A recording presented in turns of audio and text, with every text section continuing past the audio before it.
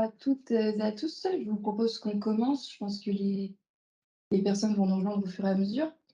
Bienvenue à ce troisième web café. J'espère qu'il n'y a pas de problème de son et que vous nous entendez bien. N'hésitez pas à nous faire un retour dans la conversation de la réunion si vous ne nous entendez pas bien.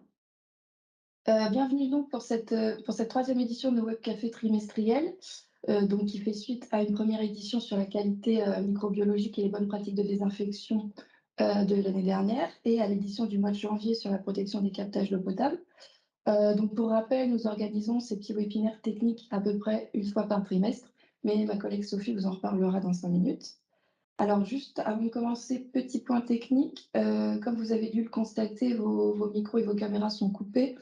Comme on est nombreux sur la réunion, c'est juste pour permettre que tout reste bien fluide, mais les intervenants pourront ouvrir leur caméra et leur micro au moment de leur intervention. Et de votre côté, vous pouvez tout à fait poser vos questions et donner vos réactions comme vous le faites actuellement dans la conversation de la réunion. On prendra un temps à la fin de chaque intervention pour répondre à vos questions. Et pour terminer, donc sur les aspects techniques, je vous informe donc que ce webinaire est enregistré, et donc un replay sera mis à votre disposition, d'ici quelques jours. Voilà, donc pour le webinaire d'aujourd'hui, nous allons, aborder un thème d'actualité, donc qui est la gestion des pénuries d'eau et en particulier, des pénuries d'eau potable. Donc, pour commencer ce web café, ma collègue Sophie Admeyer vous fera une petite introduction, avec un petit point actualité, de la filière de l'eau. Ensuite, Madame Lombard de l'Adria Grand Est vous fera un bilan de l'étiage 2022. Nous aurons ensuite une intervention de Nicolas Reynaud de l'ARS avec un bilan de l'impact sécheresse sur la gestion de l'eau potable cette fois, et puis la présentation de quelques mesures de gestion exceptionnelle et d'anticipation pour les années à venir.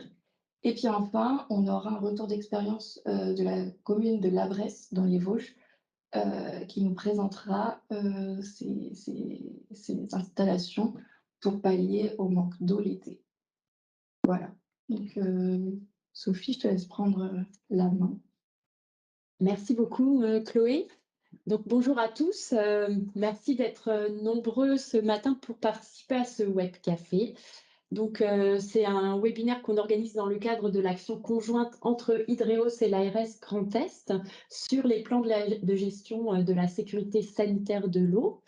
Donc, on va vous faire un petit focus rapide dans cette introduction sur les événements à venir dans le cadre de cette action, et puis sur quelques opportunités sur le sujet de l'eau. Voilà, donc pour démarrer, en fait, dans le cadre des actions sur les PGSSE, on a noté bien dans vos agendas le 25 mai 2023, une journée en présentiel où collectivités, fournisseurs, vous pourrez vous rencontrer à Metz. Donc l'objectif et le programme de cette journée, ça va être sur la matinée de faire un focus sur la nouvelle directive eau potable et sur la transposition de cette directive, avec un temps qui sera dédié au retour d'expérience sur les PGSSE. Et l'après-midi, on aura 2 ateliers en parallèle, l'un qui sera dédié à la gestion de crise et le second qui sera dédié au suivi de la qualité de l'eau. Donc l'objectif de cette journée, ça sera de favoriser les échanges entre collectivités et aussi de permettre aux collectivités de découvrir des solutions pour la gestion de l'eau potable, puisqu'il y aura autour des conférences des stands avec des fournisseurs sur tout ce qui est suivi qualité, cybersécurité, système anti-intrusion, recherche de fuite. Voilà, donc notez-le bien, 25 mai à Metz. Ensuite, dans le cadre de cette action, on aura aussi d'autres journées PGSSE Tour. Donc, peut-être certains d'entre vous ont participé aux événements PGSSE Tour 2022. Donc, il y a eu déjà 5 dates sur cet événement, et il y en aura 5 autres en 2023 sur des lieux différents. L'idée, c'est d'aller au plus proche de vous sur le terrain et de faire une présentation de ce qu'est la démarche PGSSE et d'illustrer ça avec le retour d'expérience de collectivités qui se sont lancées sur le sujet. Donc ça va arriver sur le 2e semestre de 2023. Donc on vous informera sur les prochaines dates. Et puis des événements comme, aujourd'hui, donc des web cafés. Donc l'idée, c'est sur une thématique, d'échanger pendant 1 heure et demie sur un sujet technique en lien avec la qualité sanitaire de l'eau. Donc il y aura un webinaire le trimestre prochain. Alors n'hésitez pas dans la conversation à mettre des idées de sujets qui vous intéresseraient.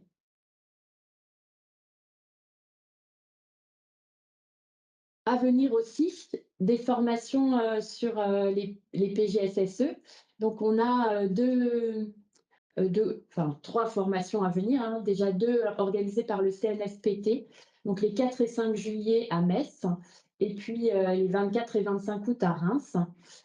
Donc il reste des places, vous pouvez vous inscrire et également une formation de 3 jours organisée par, l'ENGES, donc qui elle se tiendra, bientôt du 31 mai au 2 juin et il reste aussi encore des places donc, n'hésitez pas, vous allez recevoir, ensuite la présentation, vous pourrez, demander des informations aux personnes, contact. Et puis rapidement, d'autres actualités de la filière de l'eau, qui pourraient vous intéresser. Donc il y a, un atelier eau pluviale et changement climatique qui sera organisé le 10 juillet en présentiel avec, une matinée de conférence sur la gestion intégrée des eaux pluviales par rapport au changement climatique et l'après-midi, une visite de terrain d'une réalisation exemplaire. En juin, le 25 juin, au pavillon de l'eau à Paris, on va organiser une réunion sur, polluants chimiques et eau potable avec un focus sur, les pesticides et les métabolites. Donc avec une matinée dédiée aux interventions de l'ANSES, de la DGS, des ARS pour comprendre, les évolutions sur le sujet. Et puis l'après-midi, des retours d'expérience de collectivités et des interventions de chercheurs pour mieux comprendre, la problématique qui est derrière ces pesticides et métabolites et comment, réagir. Et puis une action initiée également par Hydreos, sur, l'innovation dans les collectivités, le club Eau et Territoires. L'objectif est là de favoriser la mise en œuvre des innovations sur les territoires. C'est une action qui démarre et n'hésitez pas à revenir vers nous pour, avoir plus d'informations.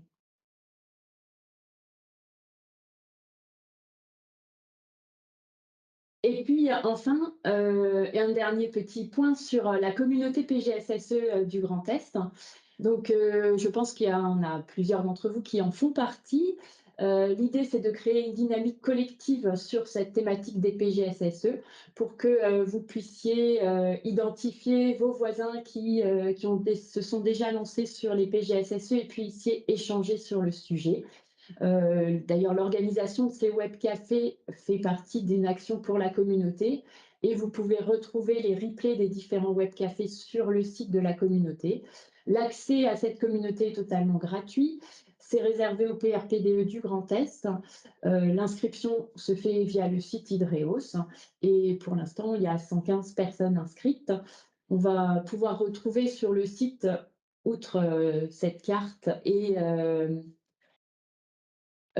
les informations que je vous ai communiquées, également toutes, les informations, pratico-pratiques par rapport à la mise en œuvre des PGSSE, que ce soit des modèles de cahier des charges ou, la réglementation actuelle. Voilà pour cette, rapide introduction. Merci à vous. Merci beaucoup Sophie. Alors comme je vous le disais en début de webinaire, n'hésitez pas, à poser vos questions dans la conversation et à nous communiquer donc des idées, de thématiques à aborder lors des webinaires, donc soit maintenant, soit par mail. Alors, je ne vois pas de questions, donc je pense qu'on va pouvoir continuer. Alors je ne sais pas si madame Lombard a pu, nous rejoindre. Heu, Est-ce que vous pouvez dire dans le chat si vous avez pu vous connecter? Sinon on passera à l'intervention de monsieur Reynaud. Et madame Lombard nous a prévenu qu'elle était coincée dans les bouchons, donc, elle a peut-être un peu de retard. En retard, oui. Non, j'ai pas l'impression qu'elle soit là, donc bah, Nicolas, écoute, on va passer à toi, je pense, tu dois pouvoir allumer, ouais, super. Bonjour, est-ce qu'on m'entend bien? Oui, très bien. Parfait. Alors, je te passe, à tes diapos. Donc, tu peux prendre la main normalement. Voilà. Donc bonjour à tous. Merci d'être présents aussi nombreux encore une fois, hein, pour ces web cafés. Comme le disaient Chloé et Sophie, n'hésitez pas à nous proposer des sujets qui vous intéresseraient puisque, voilà, on a des idées de sujets, mais c'est toujours bien de coller à vos besoins. Donc je vais vous proposer, une intervention en 3 temps. D'abord un petit peu vous rappeler le rôle de l'ARS, hein, en situation de sécheresse. Également le bilan de la sécheresse vu par l'ARS, en 2022 et évidemment, des petits focus sur les gestions, exceptionnelles et les bonnes pratiques à mettre en œuvre lors de cette gestion exceptionnelle. Donc juste pour vous rappeler, hein, pour ceux qui n'ont pas la vision d'ensemble de la région Grand Est, qu'il y a tout de même 5 250 captages publics actifs aujourd'hui en Grand Est et on représente 15 des captages publics du niveau national. Sur ces 5 200 captages, plus de 90 sont protégés par un arrêté de déclaration d'utilité publique des périmètres de protection. Donc on est un petit peu meilleur que la moyenne nationale.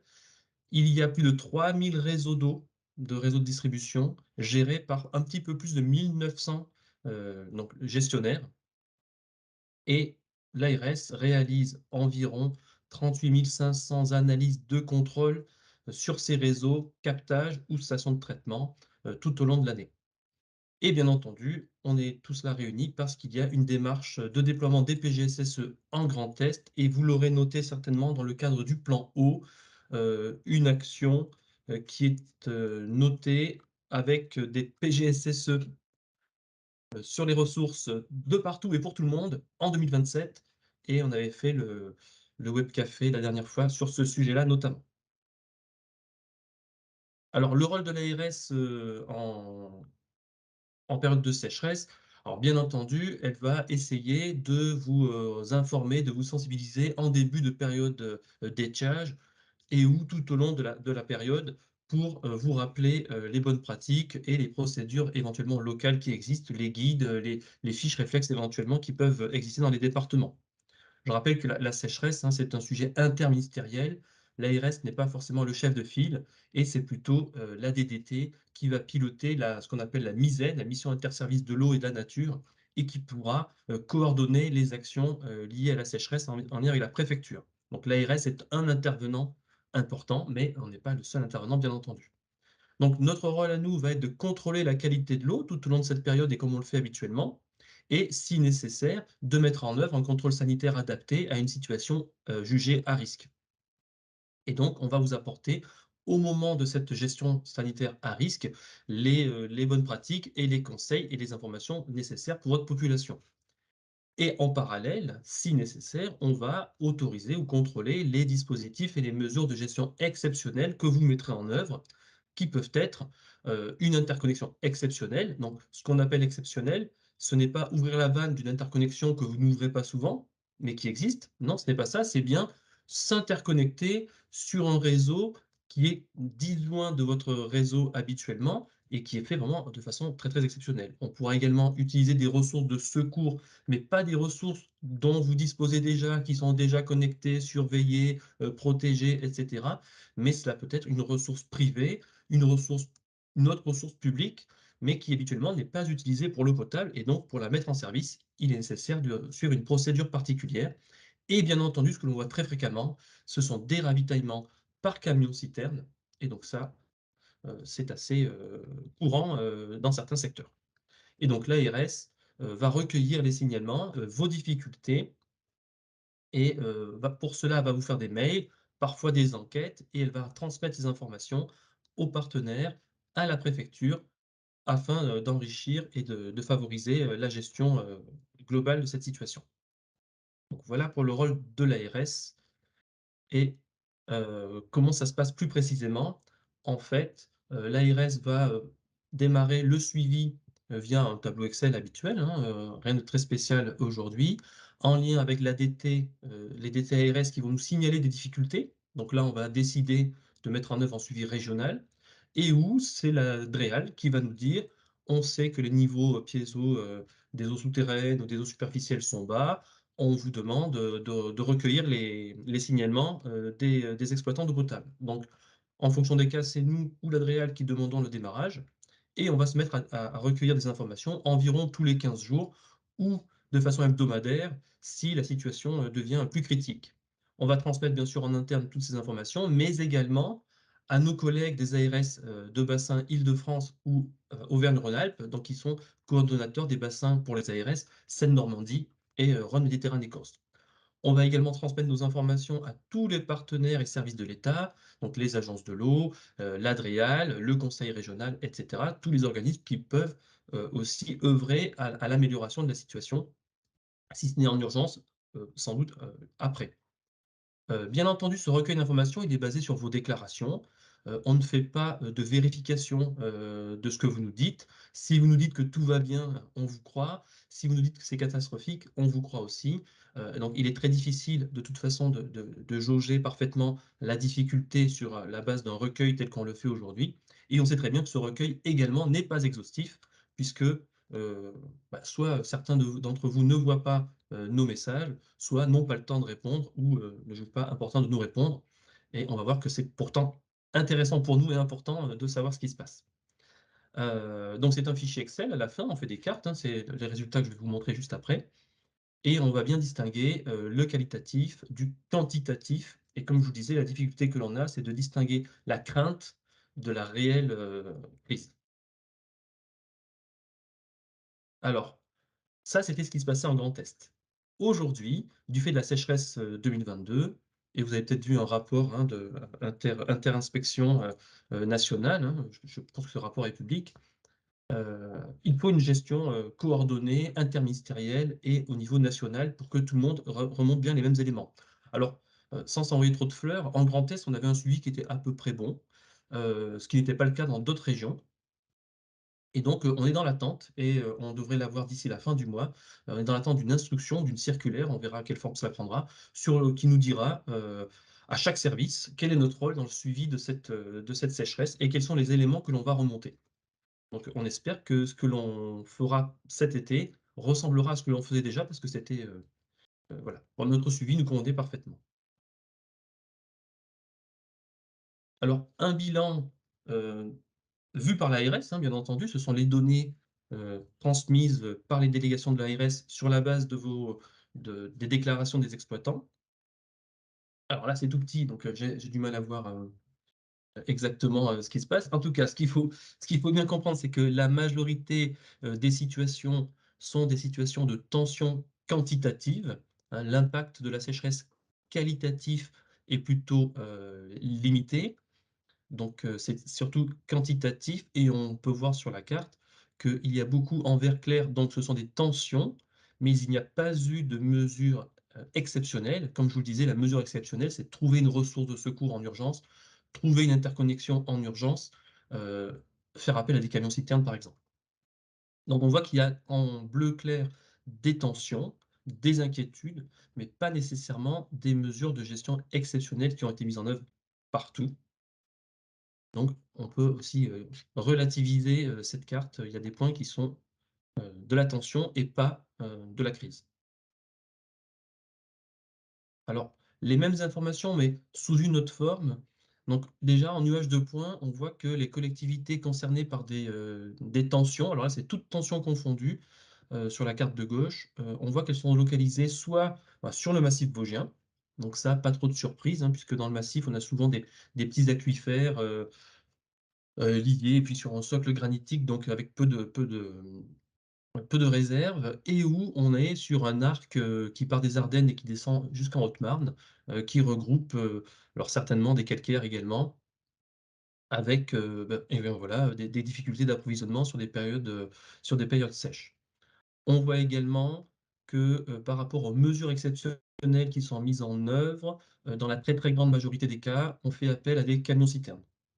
Donc là, trouver une ressource de secours ou une interconnexion de secours, c'est assez limité.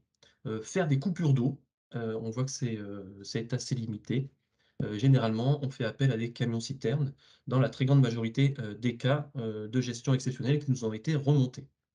Et également, dans le graphique en bas, on peut voir la taille, des collectivités, enfin des réseaux, pas des collectivités, mais des réseaux concernés, par des difficultés d'approvisionnement, et des tensions, et on voit que le plus grand, bâton, concerne, des réseaux de, moins de 500 habitants, même si on voit qu'il y a des réseaux plus importants qui peuvent être aussi concernés, mais donc, si on fait une caricature, ce sont des petits réseaux de moins de 500 habitants qui sont souvent ravitaillés par des camions-citernes.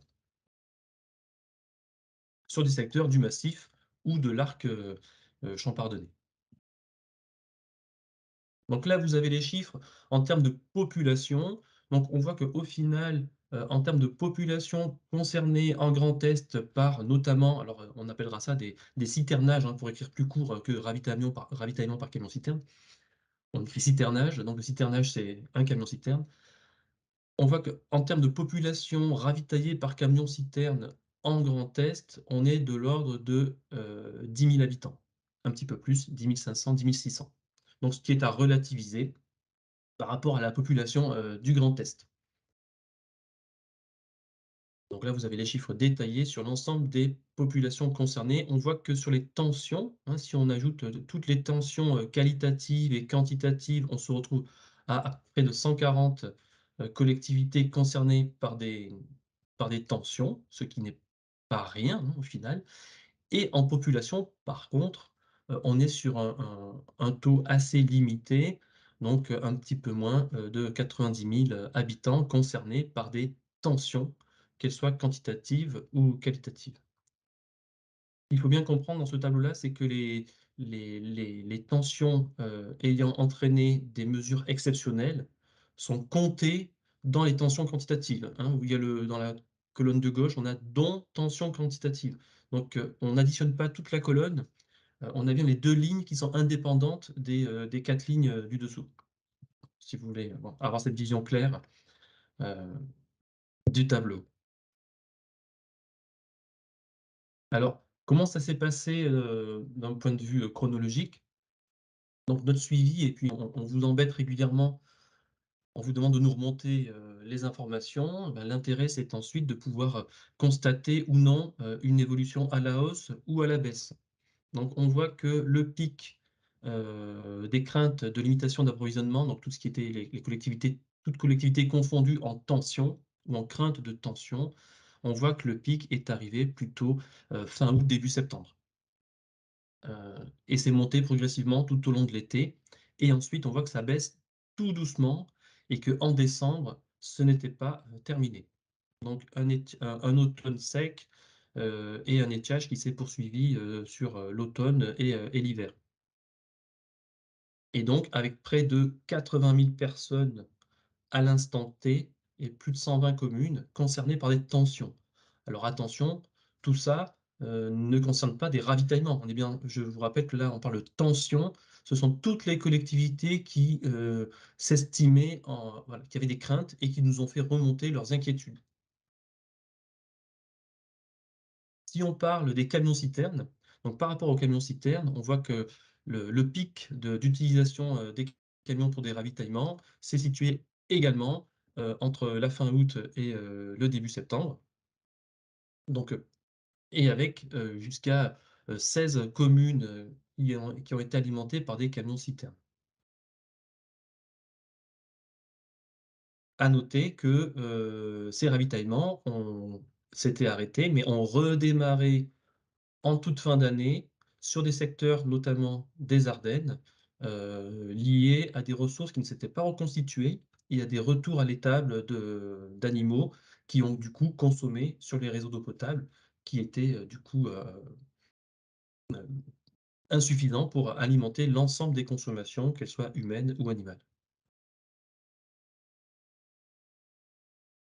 Donc par rapport à cette année, 2022, donc on a pu, constater, ben, les nombreuses tensions, hein, par rapport à d'autres années.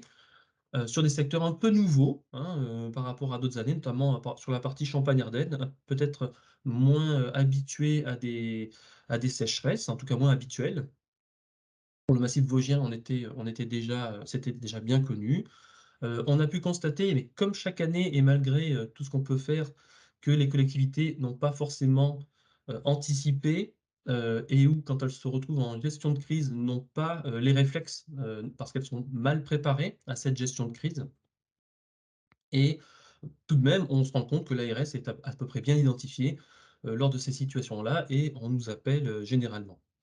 Mais on sait que tout le monde ne nous appelle pas, tout le monde ne nous dit pas, ses difficultés, et malheureusement, on constate que, lors de la gestion de ces difficultés, il y a des collectivités qui ne connaissent pas bien les procédures à mettre en œuvre dans le cas d'un ravitaillement d'un camion-citerne, d'utilisation d'une ressource de secours et cetera et en particulier pour maîtriser les risques sanitaires, ceux qui nous intéressent, le plus à l'ARS.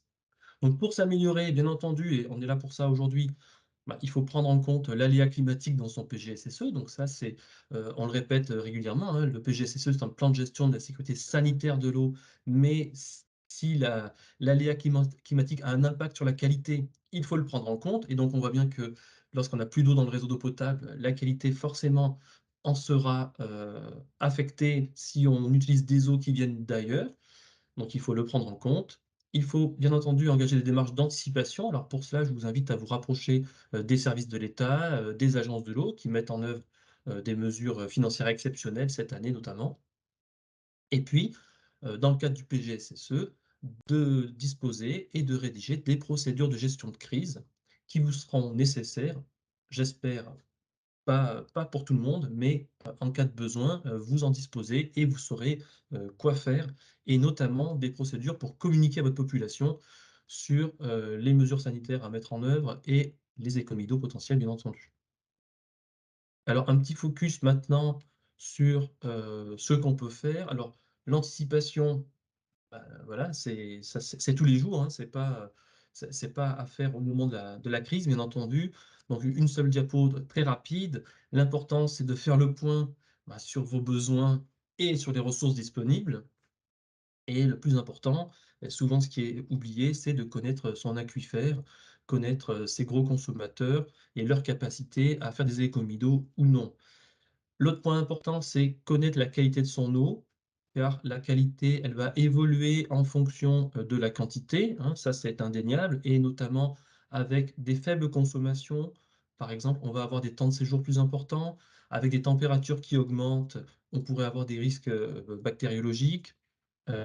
Si, on abaisse des pompes, dans les forages, on va attirer de l'eau, d'horizons différents, de qualités potentiellement différentes et cetera. Donc il y a un intérêt à suivre la qualité de l'eau et à bien connaître la qualité de son eau. Bien entendu, en anticipation, bah, il va falloir regarder si jamais vos ressources ne sont pas suffisantes ou peuvent être impactées par par l'aléa climatique, bah, est-ce qu'il est possible de trouver, d'autres ressources? Attention, ces ressources dites de secours doivent toutefois être autorisées et disposer de périmètres de protection et de DUP. Là, je parle bien de ressources de secours dont vous disposeriez, heu, tout le temps, hein. Je ne parle pas de la ressource, très exceptionnelle. Si vous devez chercher des interconnexions avec vos voisins, bah, bien sûr, c'est un projet à mener avec le territoire et en lien avec les services de l'État. Et bien entendu, il y a tous les aspects, dont je vais pas tous les évoquer, avec l'amélioration des rendements, les économies d'eau et bien sûr sensibiliser votre population aux économies d'eau et cetera. Donc tout cela, il faut le prendre en compte, notamment dans le PGSSE, hein, puisque dans le PGSSE, vous savez que vous avez une partie plan d'action pour, limiter les risques. Donc plan d'action, ce qu'on peut faire à l'avenir. Et puis, ça vous laissera le temps, d'associer les services de l'État et les agences de l'eau, comme je vous disais, qui, débloquent, des moyens financiers importants, heu, dans les prochains mois, notamment en Rameuse, hein, il y a un plan sécheresse, dédié. Alors je vais l'avancer un petit peu plus vite. Chloé, Sophie, vous me dites, hein, si je traîne trop. Donc par rapport aux mesures de gestion exceptionnelle, donc il y en a 4 qui sont régulièrement, utilisées. Alors la première, ce sont les coupures d'eau, les coupures temporaires, les baisses de pression de service et cetera. Alors ça, c'est plutôt déconseillé. Alors pourquoi? Parce que dès lors qu'on va faire bouger, les pressions, les débits, dans les réseaux, on va peut-être déstabiliser les biofilms. Alors le biofilm, c'est quelque chose d'assez complexe, qui peut abriter, des bactéries, en tout genre et déstabiliser le biofilm, ce n'est pas très bon et peut engendrer des risques sanitaires. Au-delà de ça, le fait d'avoir une baisse de pression ou des coupures va faire que votre réseau peut être mis en dépression, hein, par définition et donc va favoriser, l'entrée d'eau parasite puisque si, la pression baisse dans les tuyaux et qu'elle n'est plus suffisante, la pression de l'environnement va permettre de faire rentrer de l'eau et donc contaminer, votre réseau. Et bien entendu, dans ces périodes de critiques, hein, d'économie d'eau, beaucoup de vos abonnés vont peut-être avoir recours à des puits privés, à des cuves d'eau de pluie et cetera et ces abonnés vont mettre en place des pompes dans leur cuve pour alimenter potentiellement certaines parties de leur réseau et on l'a peut-être déjà dit lors de l'atelier désinfection, les retours d'eau sont une contamination que l'on voit régulièrement, en ARS, et c'est assez souvent lié à des puits privés ou à des ressources qui sont mal disconnectées et donc il y a un intérêt à communiquer à vos abonnés sur l'intérêt de disconnecter, ces ressources privées pour éviter des éventuels retours d'eau et donc à la faveur d'une coupure d'eau, vous pourriez alimenter votre réseau, via une ressource privée non suivie, non désinfectée et potentiellement donc contaminée. Donc coupure d'eau à déconseiller la majorité du temps. Pour les camions citernes, donc les camions citernes, bien entendu, il faut aller chercher de l'eau sur un réseau qui est autorisé et surveillé. Il ne faut pas aller prendre de l'eau, n'importe où, mais j'espère que vous vous en doutez, que vous le savez. Pour les camions, généralement, les préfectures, donc les SDIS, les sites PC pardon et ou les DDT disposent de listes de camions, potentiellement qui pourraient être réquisitionnés en cas de besoin. Donc vous rapprochez de votre DDT, de votre préfecture, en cas de besoin du camion. Et bien sûr, il faut être très vigilant aux conditions de remplissage parce qu'on remplit les camions parfois sur des bornes incendie. Donc comme on parlait du décrochement de biofilm juste avant, dès qu'on tire sur une borne incendie, il y a des vitesses, assez importantes qui peuvent décrocher des biofilms. Donc vous remplissez votre camion avec de l'eau qui n'est pas, celle habituellement connue dans le réseau. Vous allez utiliser, des raccords qui ne sont pas forcément toujours des raccords propres, hein. Je pense notamment si on utilise des camions de pompiers, hein, les raccords pompiers, c'est pas très propre. Et puis les conditions de transport et de dépotage surtout, hein, si on fait tremper le tuyau, dans le par la trappe du réservoir, si, il y a des éléments qui tombent quand on manipule, les raccords et les tuyaux au-dessus du réservoir et cetera et cetera. Donc il y a des règles d'hygiène à prendre en compte et il est souvent important de mettre en place une désinfection appropriée et de vérifier et suivre la qualité de l'eau, par vos soins propres et de mettre en place, via l'ARS, un suivi, renforcé. Dans le cas d'un risque ou l'absence, de garantie suffisante que vous pourriez apporter à la délégation de l'ARS, bah, la délégation pourra, exiger, une interdiction, enfin une information de la population de ne pas consommer l'eau. Donc là, pour apporter toutes les garanties, bien entendu, c'est ce que je vous ai dit, il faut avoir mis en place des procédures, savoir quel camion on utilise, comment il est nettoyé, comment il est rempli, comment on va le dépoter. Comment on va suivre la qualité?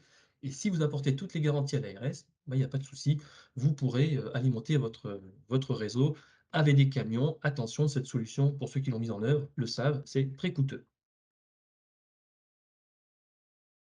Autre solution, enfin solution ou mesure exceptionnelle, c'est le recours à une ressource qui n'est pas autorisée. Donc je distingue bien cette gestion d'une ressource de secours que vous n'allumez et que vous ne mettez en service que de façon, occasionnelle et de façon saisonnière. Via une analyse, que l'ARS vous demande et ces ressources sont généralement déjà autorisées, surveillées avec, une, DUP. Dans le cas de ressources non autorisées, donc il est possible, à titre exceptionnel et temporaire, de bénéficier d'une autorisation pour une ressource, qu'elle soit, publique ou d'une ressource privée qui, aurait de l'eau en suffisance. Et donc pour cela, il faut absolument informer, la délégation de l'ARS et présenter un dossier, de demande. La délégation pourra vous dire ce qu'il faut mettre dans cet élément, dans ce dossier-là. Si nécessaire, on pourra, désigner un hydrogéologue agréé en matière d'hygiène publique pour donner son avis sur cette ressource.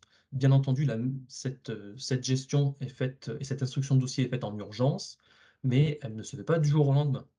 Donc, parfois, il y a dans l'attente de la mise en service de cette ressource, il peut y avoir un ravitaillement en camion-citerne, le temps d'avoir trouvé cette ressource et de l'avoir fait autoriser.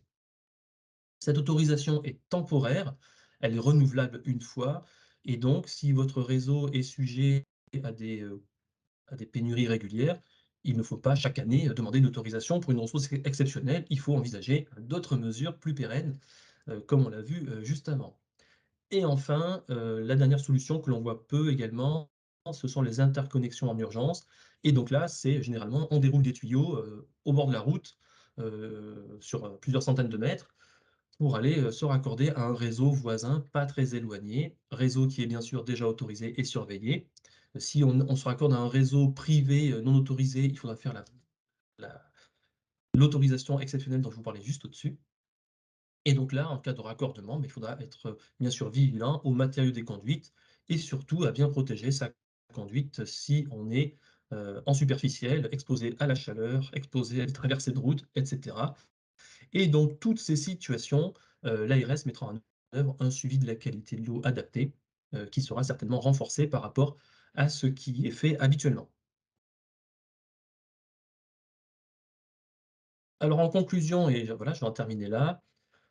L'intérêt, du PGSSE, c'est pouvoir anticiper et donc il faut bien intégrer ces aléas climatiques dans votre plan de gestion pour pouvoir, limiter, les effets de la pénurie, si ce n'est les éviter, bien sûr. En l'intégrant dans le PGSSE et en établissant votre plan d'action, vous pourrez avoir le temps de solliciter les aides financières et techniques des différents partenaires et notamment des agences de l'eau. Et puis, si vous avez, pris en compte l'impact réel de la difficulté et dans l'attente d'avoir, une modalité de gestion, qui vous facilite la vie, vous auriez, pu mettre en œuvre vous pourrez mettre en œuvre des procédures et savoir qui appeler, comment faire en cas de besoin, d'une ressource de secours, d'une interconnexion de secours, ou d'un ravitaillement, par camion-citerne. Dans le cas de ces gestions ou de vos craintes, n'oubliez pas d'informer les services de l'État, donc la préfecture ou l'ARS. Et dans tous les cas, n'oubliez pas d'échanger avec votre délégation de l'ARS sur les mesures sanitaires à mettre en œuvre pour protéger, la population. Je crois que j'ai terminé et voilà, j'ai terminé. S'il y a des questions, n'hésitez pas à les poser, dans le chat, j'essaierai d'y répondre et ou, je vous y répondrai, plus tard. Merci. Oui, merci Nicolas. Bah, comme, Nicolas nous l'a dit, hein, n'hésitez pas à poser vos questions, c'est le moment. Je sais pas Et si peut-être pour commencer, en fait, tu parlais des fiches qui étaient disponibles, sur les différents départements, enfin des documents pour s'aider ou avoir des conseils sur le sujet. Est-ce que c'est disponible sur le site de l'ARS?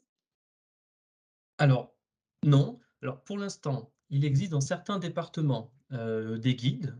Par exemple, on a un exemple de guide dans le 88, on sait qu'il existe. Il y a des fiches réflexes dans d'autres départements. Donc là, actuellement, à l'ARS Grand Est, on est en train d'harmoniser les fiches réflexes liées, aux mesures exceptionnelles dont je vous ai parlé, hein, le camion-citerne, la ressource de secours, l'interconnexion de secours. Donc ce sera c'est une base, sanitaire, on va dire. Ces fiches seront proposées aux différentes instances, départementales, donc les missions interservices de l'eau et de la nature. Et donc, après, chaque département ou chaque préfecture pourra éditer un guide, local, si elle, le juge utile, mais au moins nos délégations territoriales disposeront de ces fiches harmonisées Grand Est, pour aider les collectivités, qui le souhaiteront, mais qui seront limitées du coup aux actions sanitaires, alors qu'il peut y avoir d'autres actions menées par d'autres services, hein, que ce soit pour les animaux, que ce soit, pour, l'agriculture et cetera et cetera. Donc nous, on se limitera à l'aspect sanitaire.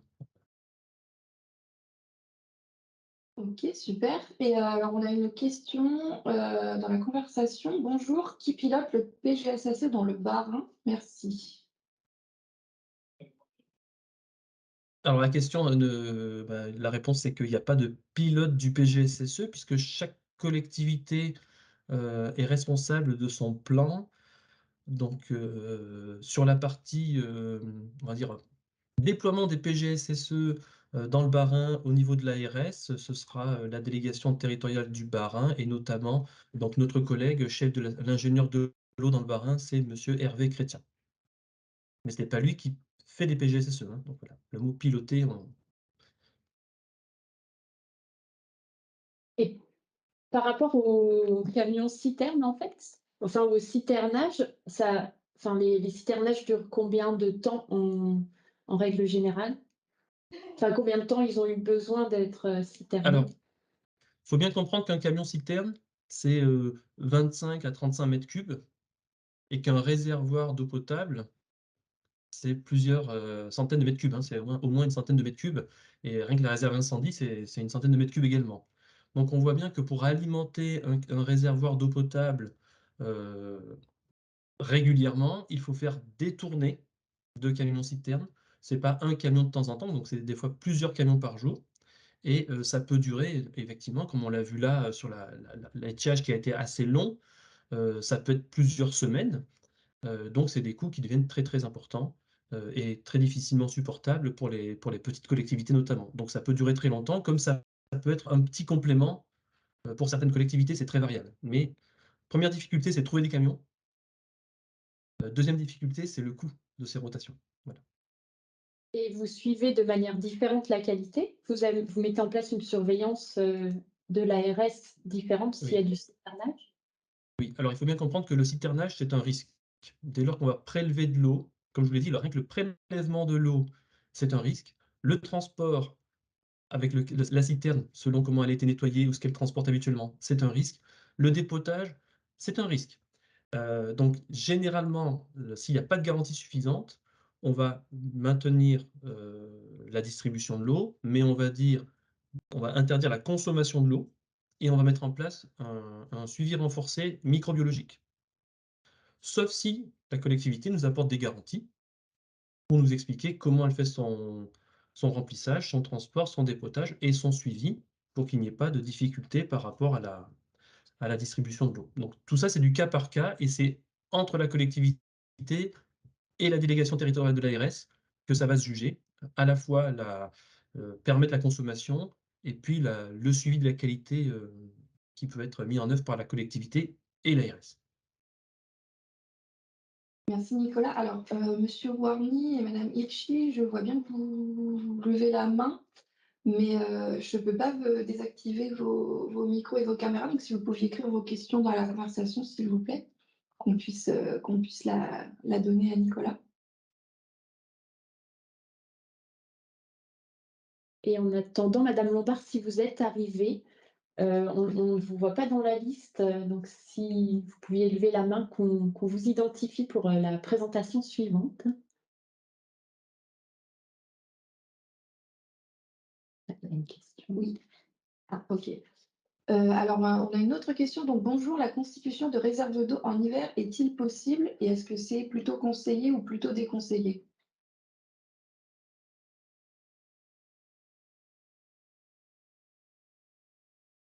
Bah, par rapport à l'eau potable, c'est plutôt déconseillé puisque cela voudrait dire que votre réserve d'eau aurait, attendu plusieurs mois.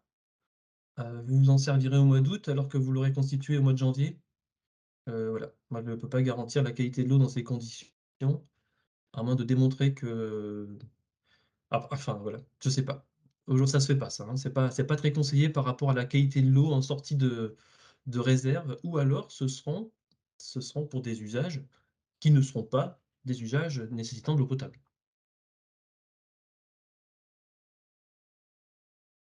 D'accord, merci. Alors, bah, je vous propose qu'on passe à la suite. Si jamais vous avez d'autres questions, vous pouvez, pour Nicolas, vous pouvez encore l'écrire dans la conversation. Nicolas, bah, soit il répondra directement via la conversation, soit on vous communiquera sa réponse, ultérieurement. Alors, en attendant, madame Lombard, qu'on arrive à vous passer en présentateur, je vous propose qu'on passe au retour d'expérience de la commune de La Bresse.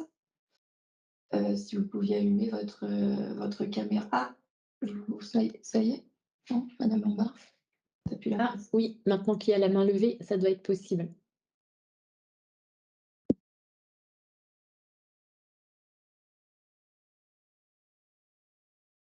Le son. Bon, bah, on va Non, non, c'est bon, ça va arriver. ouais, on va faire le Bah, retour. si elle veut. Oui. Alors madame Lombard, est-ce que vous pouvez allumer votre caméra?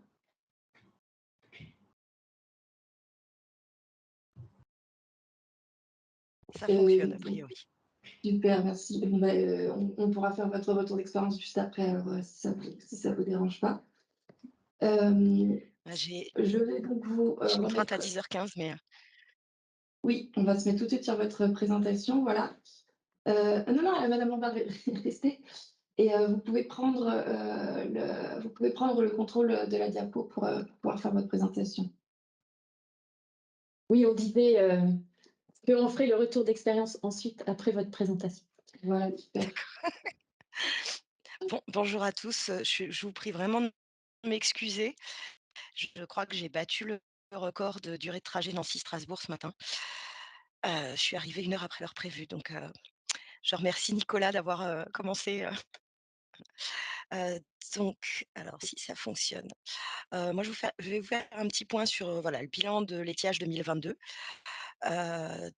qui a été, une sécheresse particulièrement, sévère et surtout, longue, puisqu'on avait encore, l'été et des situations et hydrogéologiques qui nécessitaient des mesures de restriction, jusqu'au mois d'octobre. Donc en termes de contexte, météo, hein, l'étiage 2022, heu, c'est, caractérisé par, un printemps qui a été, sec à très sec, voire extrêmement sec sur les Ardennes, un été, extrêmement sec au nord de la région, très sec au sud. On voit bien que voilà, sur les cartes de déficit de précipitations, sur 3 mois, plus on va vers le rouge, moins il y a eu de précipitations, plus on a une situation, heu, anormale par rapport aux moyennes. Donc en termes de contexte hydrologique, je vais vous passer un certain nombre de courbes, qui, mettent, en évidence, les histogrammes, de débit, des cours d'eau entre, septembre 2021 et décembre 2022, où vous voyez, en tiret, foncé, les moyennes internes annuelles et puis en tireté, bleu, je ne sais pas si ça sort bien sur les écrans, les minimums, interannuels. Donc sachant que ce qu'on appelle les moyennes interannuelles, c'est les moyennes qui sont calculées sur 30 ans, donc 91, 2020. On voit, heu, oups, que ce soit le Rhin à Lauterbourg ou la Moselle à Uckange, qu'on a été, très en dessous au cours de l'été 2022, heu, hem, des moyennes interannuelles et alors un peu moins sur le Rhin, mais sur la Moselle à Uckange et quasiment sur, heu, tous les principaux cours d'eau, on a été très, très proche, des minimums interannuels. Il y a une spécificité sur le Rhin, donc je vous présente ce graphique, qui reprend, hein, ce même principe, des histogrammes de débit mensuel, heu sur le Rhin, mais sur plusieurs années depuis 2017. Alors par rapport à la Moselle ou à la Meurthe ou à la Meuse par exemple, qui ont un régime dit pluvial, c'est-à-dire que, c'est les pluies qui vont faire, monter le niveau d'eau et uniquement les pluies. Donc on va avoir plutôt, les périodes de hautes eaux au cours de l'hiver avec des crues, classiquement en janvier-février. Pour le Rhin qui est, fortement alimenté, par, la fonte des neiges, donc un régime nival, lié à la neige sur les Alpes. On a, plutôt les hautes eaux en, mai-juin. Donc c'est une des caractéristiques du Rhin qui fait que même, les années de sécheresse, en tout cas antérieurement à ces dernières années, on avait des hautes eaux du Rhin, en été, donc qui permettaient, on va dire de compenser, les absences de précipitations ou les épisodes de sécheresse. Ce qu'on constate, et c'est un fort indice de du changement climatique, qui est en train de se produire, c'est que sur les 6 dernières années, on a pu observer ces hautes eaux du Rhin uniquement en 2019 et 2021. Donc on a eu pendant 4 années, les, basses eaux du Rhin ou, des eaux inférieures aux moyennes, interannuelles à la période où normalement on a une crue du Rhin. Alors crue qu'on ne voit pas déborder puisque le Rhin est canalisé et que c'est géré par les écluses et voilà, ça c'est un indicateur fort, d'un changement hydrologique qui est en train de se produire, sur notre région en conséquence, du d'hiver, avec moins de précipitations sur les Alpes et d'hiver, plus chaud avec un stock de neige qui va fondre plusieurs fois dans l'hiver au lieu de fondre au printemps.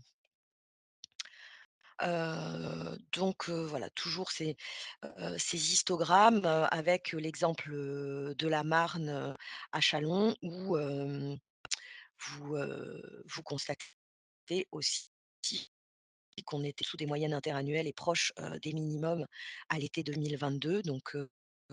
Globalement, hein, sur, la plupart des cours d'eau, on a des déficits de débit depuis septembre 2021, puisqu'on a un hiver 2021-2022 qui a été, en déficit de précipitations d'à peu près 25. Mais comme on avait eu un été 2021 exceptionnellement pluvieux, notamment sur les nappes, ça avait permis de démarrer avec, des stocks, plutôt, corrects, malgré l'absence de précipitations en hiver.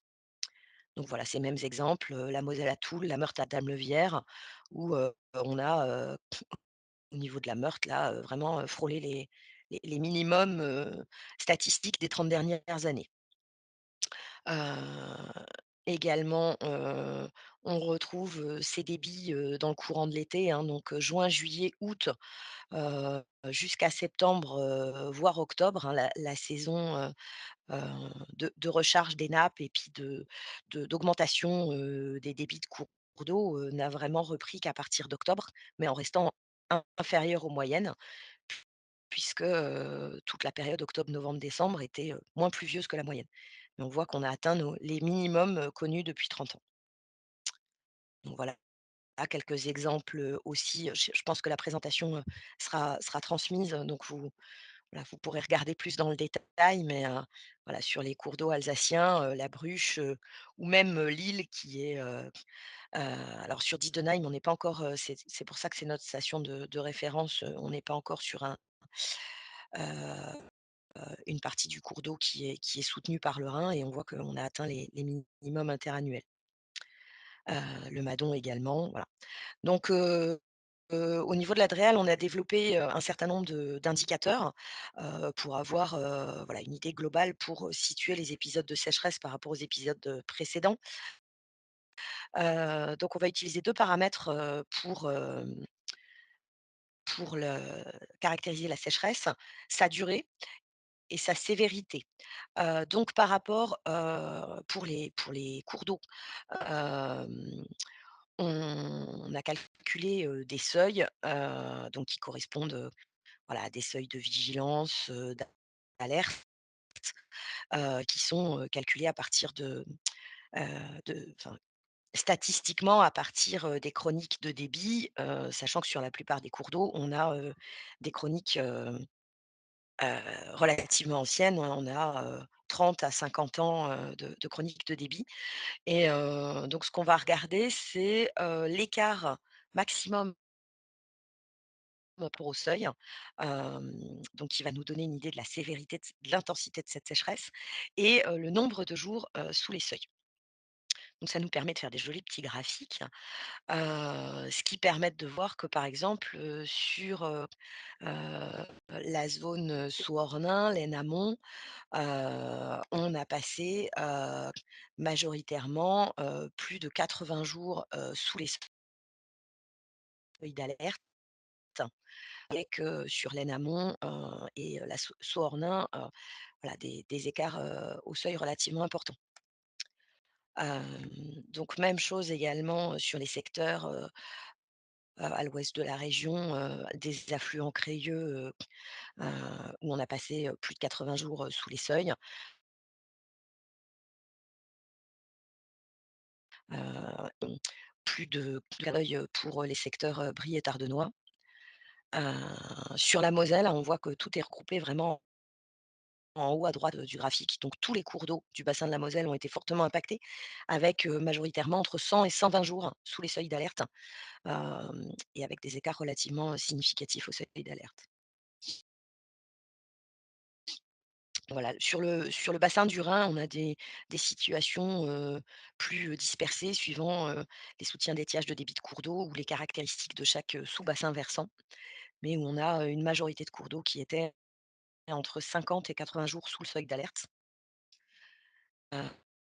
et sur le bassin de la Meuse, donc la Meuse a été, plus impactée que la Chière, mais avec, majoritairement autour de 100 jours, sous les seuils d'alerte.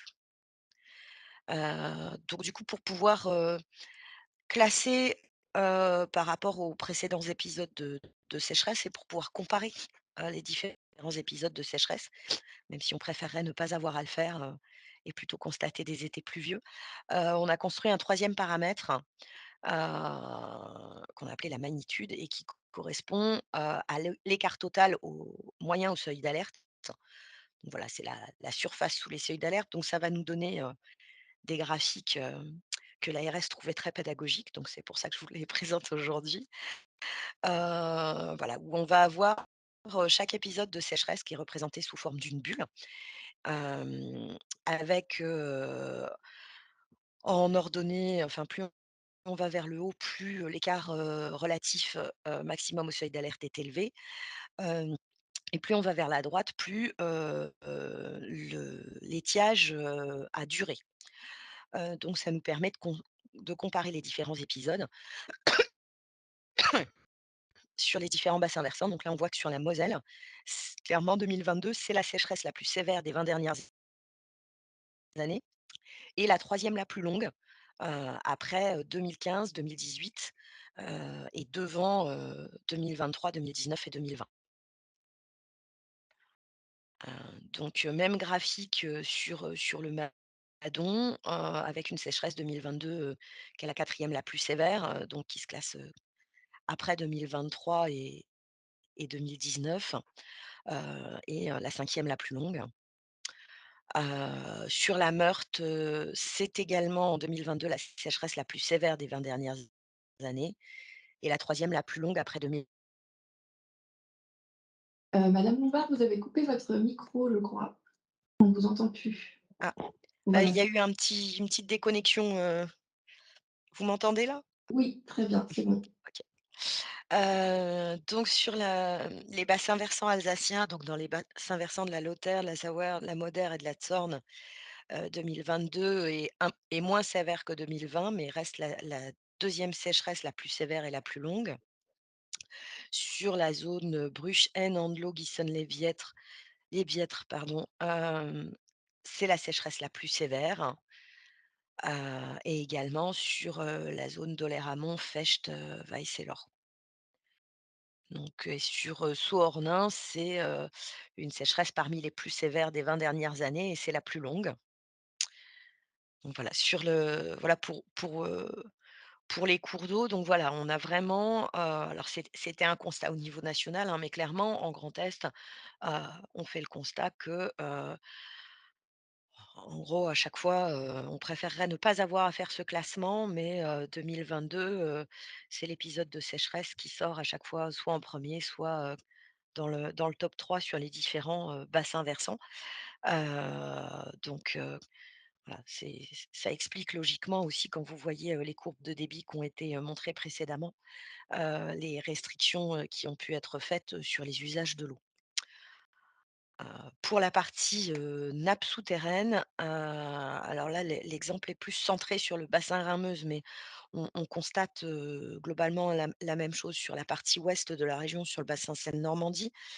Donc ce graphique, il a pour objectif de présenter, le nombre de piézomètres qui vont être, en étiage donc extrêmement sévère, rouge, sévère, orange, étiage marqué jaune, hem, voilà, par rapport au nombre global de piézomètres. Donc ça permet d'illustrer, la proportion de de nappes, qui sont avec un étiage, très fort, avec une décharge importante. Donc le principe de ce graphique, hein, c'est si tout est bleu, tout va bien. Plus on commence à avoir, du jaune, de l'orange et du rouge, plus la situation est compliquée. Donc on voit bien que, on avait déjà dès novembre-décembre 2021, compte tenu des déficits de pluie de l'hiver, certains, piézomètres, qui commençaient déjà à être en étiage. On a eu dès le mois de mars, une décharge des nappes. Classiquement, hein, la saison de recharge des nappes, c'est novembre à fin avril. Donc du coup, dès le début du mois de mars, on était déjà en période d'étiage pour les nappes avec, une période de décharge, qui a commencé, précocement. Et puis, bah, qui s'est accentuée avec en fait un pic, heu, sur, le début de l'automne, en septembre, hem et enfin sur août et jusque fin septembre. Voilà. Donc pour les communes qui sont, alimentées, sur des nappes et avec des forages, peu profonds, c'est, voilà, une des raisons, pour lesquelles il y a pu y avoir, des problématiques, de d'alimentation en eau potable et la mise en place de mesures de gestion exceptionnelles. Voilà, donc le même type, de graphique, sur la nappe d'Alsace où on voit que sur le Bas-Rhin, donc à partir du mois d'août, hein, on avait des étiages, on avait un écart au normal, qui était, très en dessous et même si la nappe d'Alsace, est traditionnellement considérée comme, très puissante, pourrait être perçue comme inépuisable parce qu'elle est alimentée par le Rhin. Si on reboucle ces graphiques-là avec, le graphique que je vous ai montré en début de présentation, sur le fait que le régime nival du Rhin est en train progressivement de s'effacer.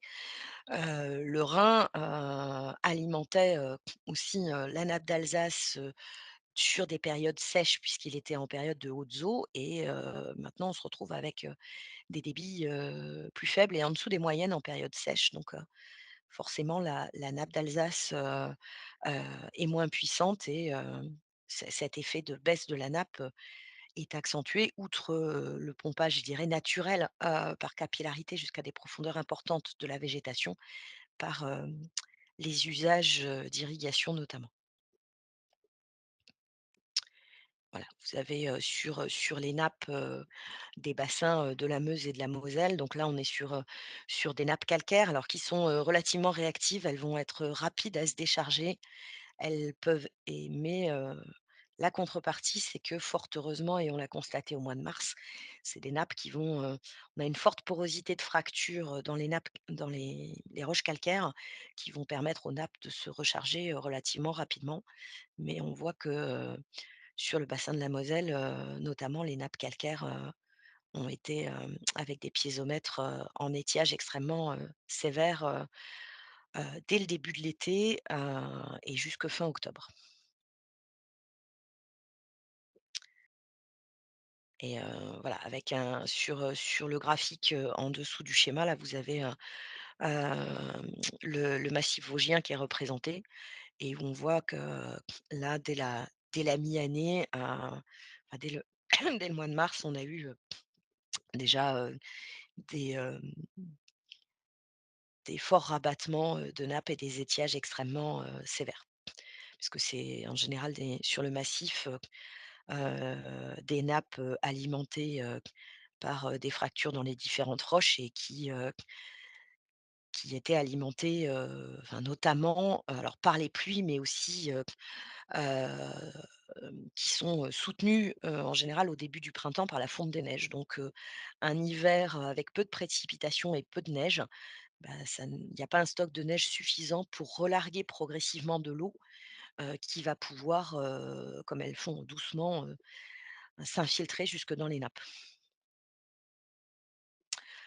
Alors en dehors des cours d'eau, qui sont, suivis, pour la prévention des crues et des étiages, depuis, 2012, il y a un observatoire national des étiages qui est, réalisé par l'OFB, qui va faire, des relevés dans les petits cours d'eau, des têtes de bassins versants, pour relever, les écoulements, c'est-à-dire est-ce qu'il y a encore de l'eau qui coule? Est-ce qu'elle coule faiblement? Est-ce qu'il y a encore un écoulement mais qu'il est, intermittent ou est-ce que les cours d'eau sont en assec? Quand on observe, voilà la proportion de cours d'eau, en assec, donc la partie rouge sur les graphiques sur les 10 dernières années, on se rend compte que sur ces 10 dernières années, sur les périodes de juillet, août, septembre, on a systématiquement des cours d'eau en assec et que l'année où on a le moins d'assec, donc l'année, on va dire, exceptionnelle, c'est l'année 2021 qui était exceptionnellement pluvieuse. Donc autant avant on était sur un régime climatique avec la sécheresse, c'était l'événement exceptionnel. Quand on regarde aujourd'hui ce graphique de l'observation des écoulements en petits cours d'eau, on se rend compte que l'année normale, entre guillemets, c'est l'année qui a été exceptionnellement pluvieuse et que c'était une seule année sur 10. Alors, je vous ai mis aussi les petits graphiques sur les réservoirs, voilà, pour vous montrer un petit peu les évolutions, puisqu'il y a un certain nombre de réservoirs. Alors sur le bassin, Rameuse, hem, il y a, 2 réservoirs pour l'eau potable, c'est le Michel Bache dans le Haut-Rhin et le lac de la Madine, et les autres, réservoirs, il y a Crute aussi je crois, mais il y a beaucoup de réservoirs qui ont été créés, à usage, de soutien d'étiage, pour les canaux, pour la navigation et puis, le réservoir de Vieux-Pré qui a un rôle, de soutien d'étiage de la Moselle, pour, permettre le fonctionnement, et la compensation de l'évaporation au niveau des réacteurs de la centrale de Cattenom et également, un soutien du débit d'étiage mais, pour les milieux naturels. Donc ça ne sont pas des réservoirs qui sont utilisés pour d'autres usages et donc on voit qu'il y a eu une vidange, relativement importante de ces réservoirs, mais qui fort heureusement, en début de saison d'étiage, étaient tous, remplis à leur maximum, non pas grâce à l'hiver 2021-2022, mais grâce à la pluviométrie exceptionnelle de 2021. Pour vous donner une idée, il faut savoir que le réservoir de Vieux-Pré sur, les étiages 2018, 2019, 2020, comme il y avait eu également, un peu de déficit de précipitations en hiver, il avait été fortement, utilisé en été et il n'avait pas pu se remplir, correctement l'hiver. Voilà, donc là, actuellement enfin notamment sur ce réservoir pour les soutiens d'étiage, on ajuste, au mieux les relargages d'eau pour, voilà, faire une bonne gestion, pour, voilà, vraiment, faire, c'est un équivalent goutte à goutte, dans la Plaine, la Meurthe et la Moselle. Voilà, donc en conclusion, quand vous souhaitez des informations, sur l'étiage, l'Adréal publie un bulletin de suivi de l'étiage, qui est publié les mardis de début mai à fin septembre. Alors on s'adapte selon les conditions climatiques. En 2022, on a publié le dernier le 15 novembre. Là, les bonnes pluies du mois de mars, et globalement l'état des cours d'eau, notamment, font qu'on devrait commencer début mai, mais voilà, quand on voit qu'on s'approche de certains seuils, on commence la publication un peu plus tôt quand c'est nécessaire. Heu, de base, ce bulletin est publié tous les 15 jours. Dès qu'on passe en vigilance sur des zones d'alerte, sécheresse, on va le publier, toutes les semaines, tous les mardis. Donc il y a eu 27 bulletins en 2022. Et il va qualifier, donc l'étiage par des codes couleurs. Bleu, tout va bien, gris, on approche des moyennes, jaune, orange, rouge et puis par unité, hydrologique et hydrogéologique et si vous allez voir ces bulletins, vous verrez que la cartographie, permet de visualiser les zones, de, les zones qui correspondent aux zones d'alerte des arrêtés cadres sécheresse. Et donc ce bulletin, il va faire un point, sur les débits des cours d'eau, le niveau des nappes, le remplissage des principaux réservoirs. On intègre également les données ondes. Alors, il existe une liste de diffusion, il est diffusé par mail, mais il est également accessible tout public sur le site internet de l'Adréal.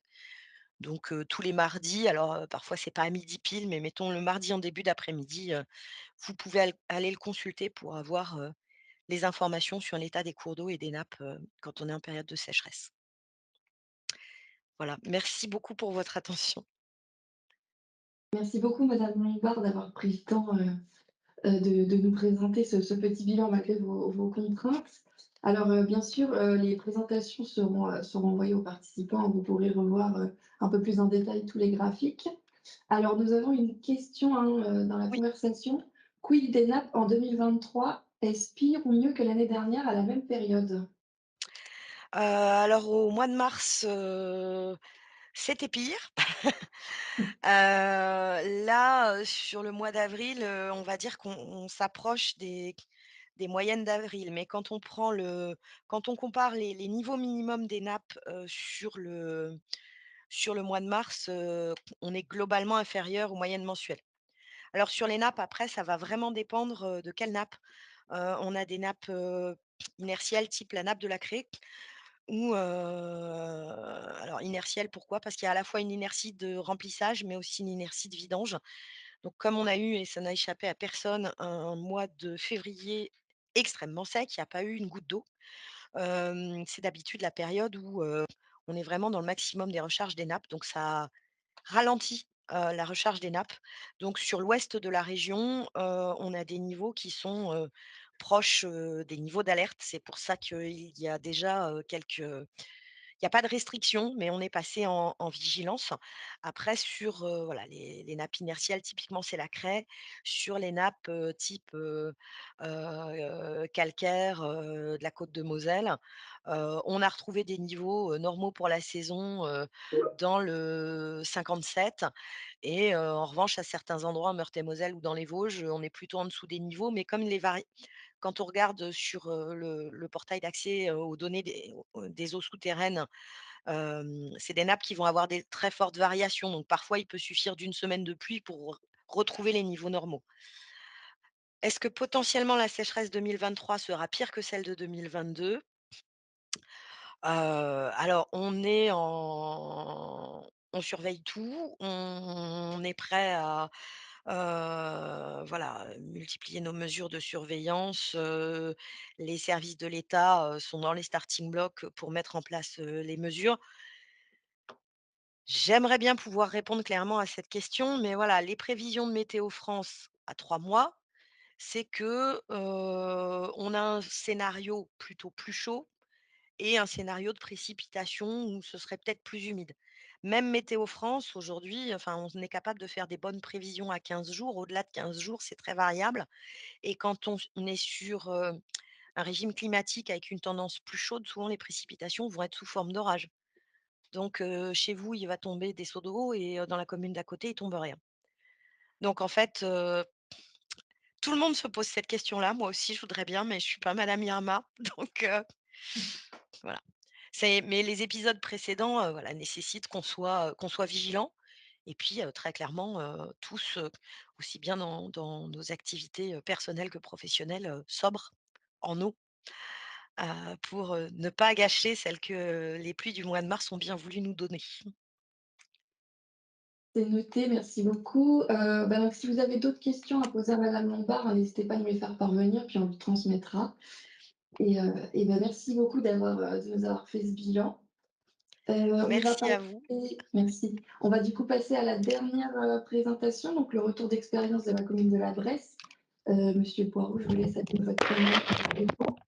En attendant, pour répondre à la question de monsieur Warny, est-ce qu'il y aura un compte rendu de cette réunion? Oui, alors il y aura un replay en fait. Vous pourrez revisionner, la conférence en entier et pour la question de monsieur Cabus, j'espère que j'écorche pas votre nom. Y a-t-il des bureaux d'études qui seront spécialisés pour accompagner l'élaboration d'un PGSSE?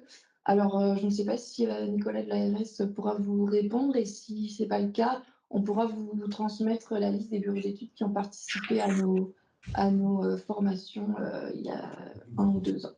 Voilà. Monsieur Poirot, je vous laisse la main. Merci beaucoup, de venir nous faire votre retour d'expérience. Merci, bonjour à tous. Donc, je me présente, moi je suis Thomas Poirot, je suis chef d'équipe au service des eaux de la commune de la Bresse. Donc, ça fait 8 ans que j'ai intégré le service et puis depuis toutes ces années, on voit que les épisodes de sécheresse et d'étiage sont de pire en pire, on va dire. Donc, sur notre gestion de la pénurie d'eau potable, je vais vous faire une petite présentation. Je regarde, je ne sais pas si l'animation marche. Si, c'est bon.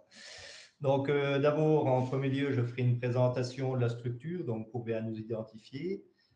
Je parlerai rapidement des chiffres clés sans trop vous en dire non plus. Le but, c'est pas de vous assommer.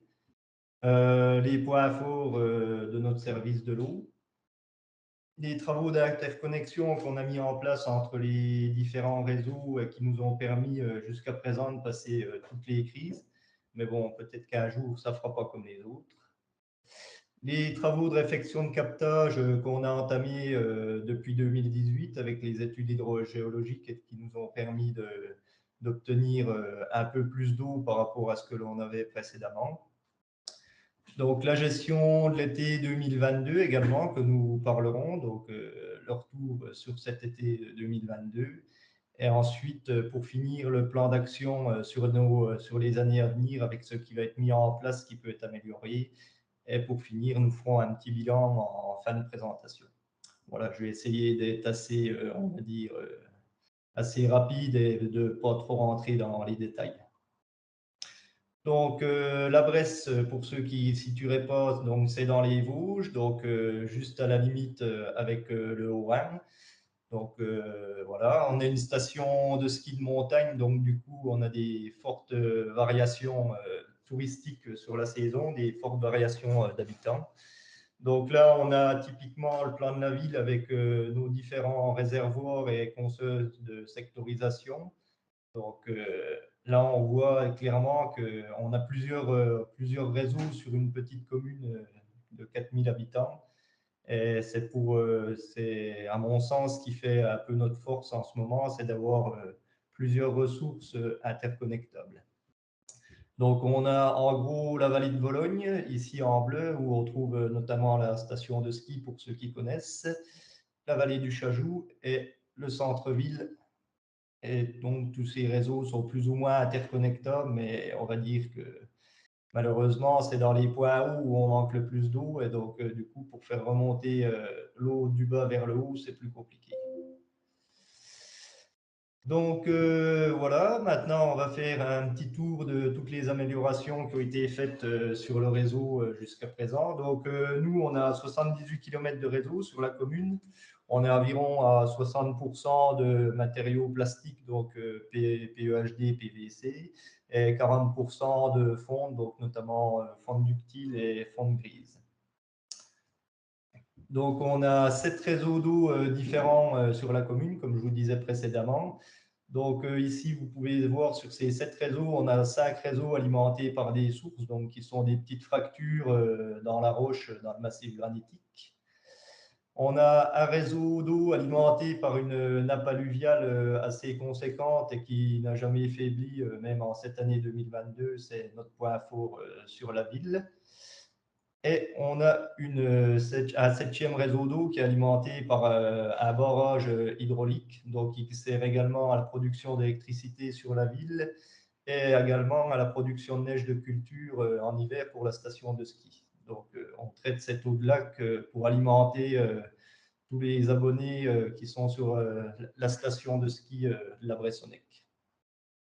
Donc voilà notamment une petite photo du traitement mis en place sur cette station de la Lande. Alors un traitement assez complexe, vu qu'on est sur de l'eau de tourbière, il y a du fer, du manganèse, de la matière organique, donc ça fait des traitements assez complexes et assez coûteux par rapport à l'unité de production mise en place. Donc je disais à peu près 4100 abonnés sur la commune. Et sachant qu'on a une très forte variation saisonnière, donc en ce moment-là, on va dire on est dans les périodes creuses, on est à 4000 habitants à peu près. Et en période touristique, notamment, on va dire que c'est le mois de février le pire sur l'année, on se retrouve globalement à 15 000 habitants. Mais on a des très forts pics, notamment au niveau des périodes d'étiage au mois de juillet-août. On a 4 semaines assez intenses où il y a également quasiment 15 000 habitants sur la commune. Donc, ce qui nous pose beaucoup de problèmes. Donc, un de nos points forts, c'est notre taux de rendement. Donc, cette année, on est à 84,4% de rendement. Et depuis que je suis arrivé dans le service, donc il y a 8 ans, j'ai toujours vu des taux de rendement compris entre 80 et 85%. Et je pense que jusqu'à présent, c'est ces taux de rendement-là qui permettent de nous sauver, entre guillemets, de la pénurie d'eau potable. Mais bon, on sait très bien qu'une fuite, ça peut arriver à tout moment, à n'importe quand. Donc, le jour où il y aura des grosses fuites et des grosses pertes d'eau en période d'étiage, on ne sera pas épargné non plus malheureusement. Donc, quelques chiffres supplémentaires. Donc, notre grosse préoccupation en ce moment, c'est les dossiers d'urbanisme. Donc, on voit globalement ce qui se passe sur la ville voisine de Gérardmer, où on a vu que l'urbanisme a fait énormément de dégâts sur le territoire et notamment sur les ressources en eau. Donc, les dossiers d'urbanisme ont doublé en 5 ans. On va dire que sur 10 ans, on a pris 720 abonnés sur le réseau. Donc, ouais, on a quasiment 20% d'abonnés de plus en 10 ans. Donc, ça pose problème quand on a toujours les mêmes ressources, mais qu'on rajoute des abonnés supplémentaires, forcément, on va dans le mur. Donc, pour pallier aux chiffres que j'avais dit précédemment, nos 4000 résidences permanentes et 15 000 en période de pointe. Donc, voilà, de tristes chiffres de 65% de résidences secondaires sur la ville et seulement 35% de résidences principales.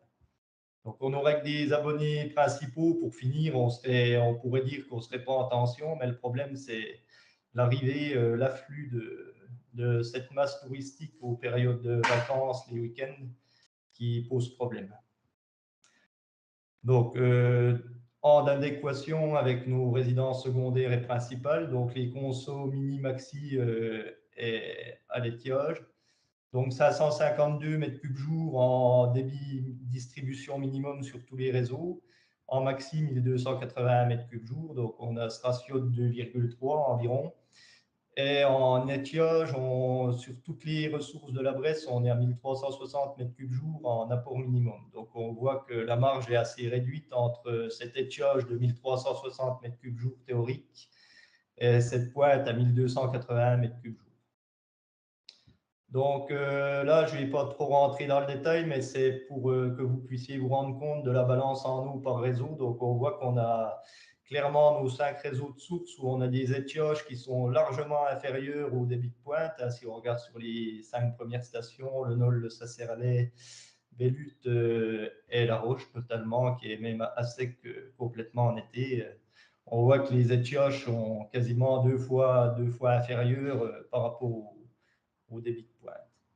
Et à savoir également que sur ces secteurs-là, si on prend notre débit d'étiage, on est environ 2/3 de l'année où les consommations seraient supérieures au débit d'étiage. Donc, ce qui montre aussi la relative tension qu'on peut avoir en permanence sur le réseau. Heureusement, dans tout ça, on a quand même la station de traitement de la Lande donc, qui traite l'eau du barrage de la Lande. Donc, celle-là, malheureusement, elle était un peu sous-dimensionnée à l'époque.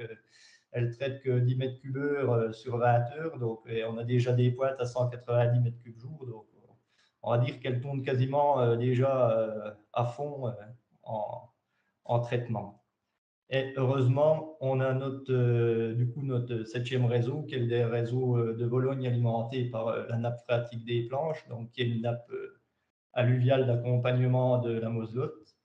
Donc, on va dire qu'on a un débit assez constant sur cette nappe.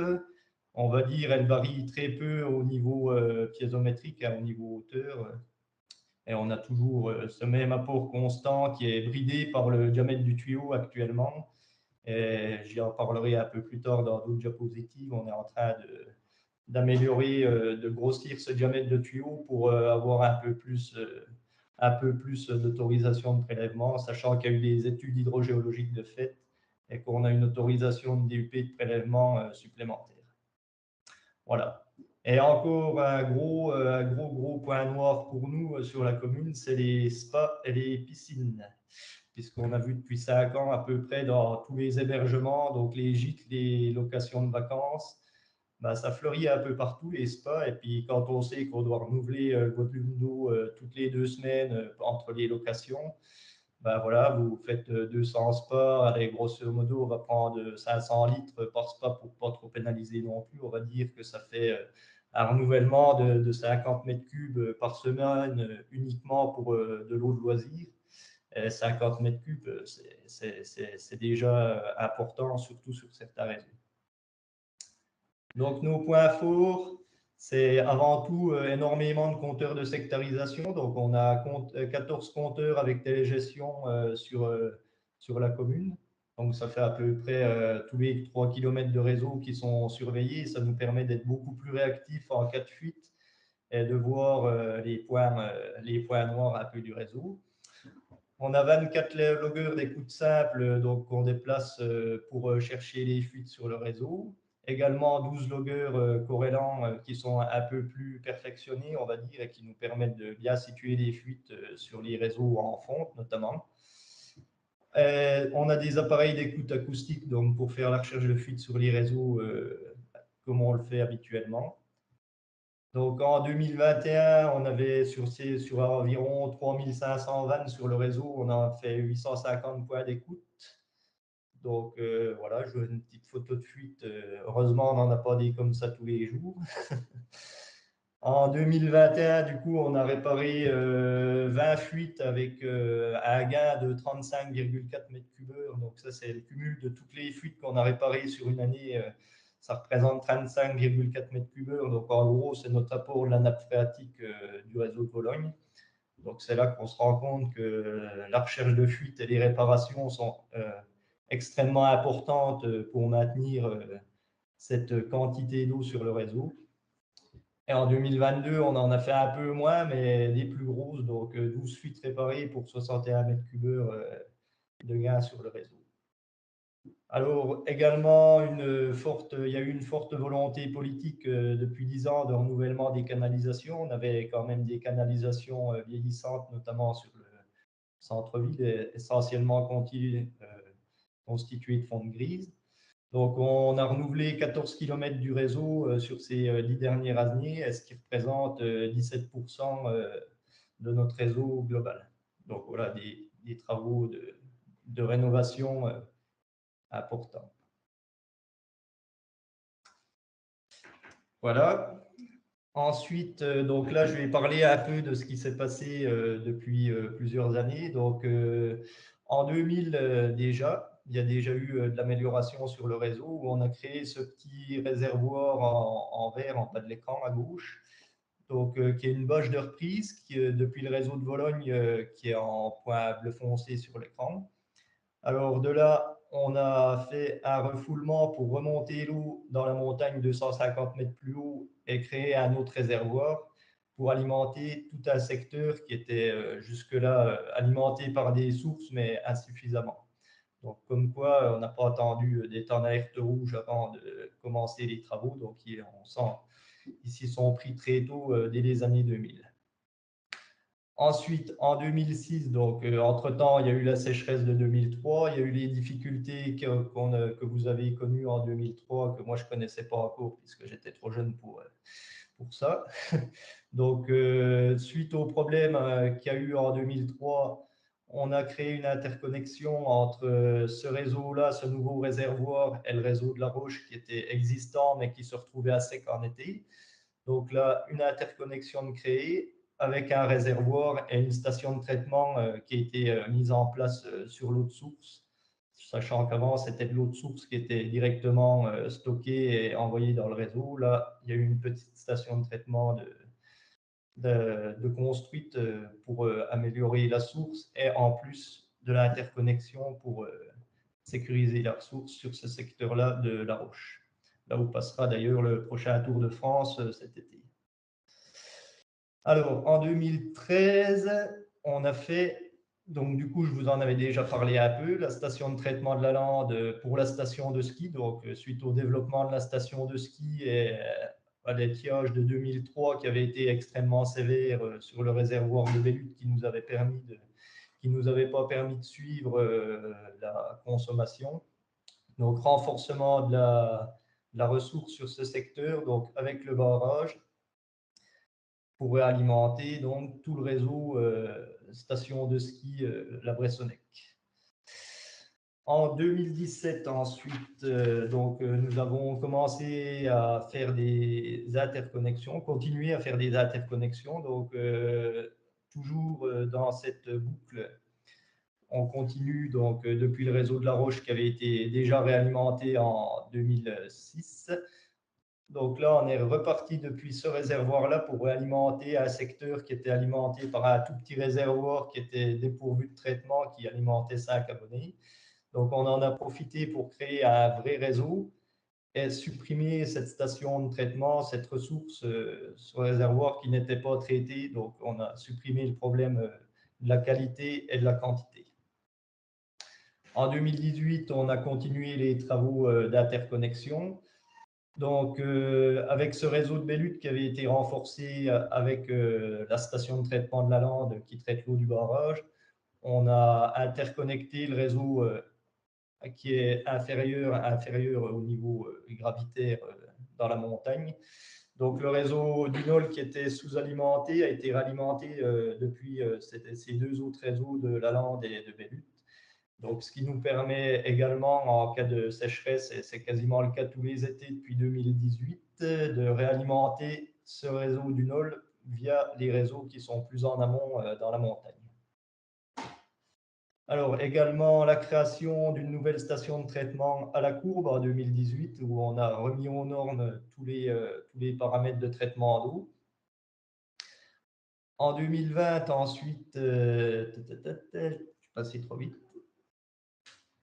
Hop là. En 2021, je pense que les animations ont saturé. En 2021, voilà.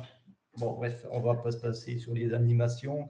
En 2021, 2020, 2021, on a commencé des gros travaux de réfection de captage. Donc ici, on est sur une photo où on a réouvert des sources existantes pour rénover les drains. Donc, suite au passage caméra aux études hydrogéologiques qui avaient été menées en 2017-2018, on s'est aperçu que les drains de captage de sources n'étaient pas forcément en bon état.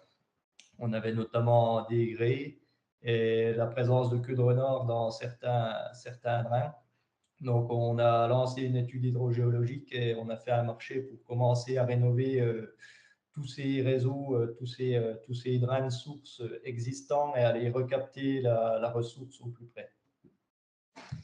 En 2022, du coup, on a continué les travaux de réfection de captage. Donc, c'est tous ces petits triangles qui apparaissent à l'époque sur l'écran, c'est tous les captages qui ont déjà été rénovés sur la commune. Et en 2023, on s'est attaqué, enfin déjà depuis 2022, on s'est attaqué à la réfection du tuyau d'adduction de la nappe phréatique des planches. Donc, c'est des travaux colossaux où on a dû notamment faire un abattement de nappe phréatique, puisque notre avantage, c'est vu que la nappe phréatique se situe seulement à 2 mètres sous la surface du sol, on dessert actuellement le réservoir de manière gravitaire. Donc, du coup, on n'est pas lié avec des coups de pompage et l'énergie électrique. Et du coup, ça, c'est un gros avantage d'avoir l'eau en toutes circonstances qui puisse arriver jusqu'au réservoir. Bon, même s'il n'y a pas un gros dénivelé entre la source et le réservoir, on a seulement 7 mètres de dénivelé sur une canalisation d'1 kilomètre de long, mais on est sûr que l'eau arrive en tout temps jusqu'au réservoir. Donc voilà le petit triangle vert en bas qui réalimente le réservoir de Vologne, notre réservoir principal qui alimente les 3/4 de la ville. Voilà, qui alimente le centre-ville.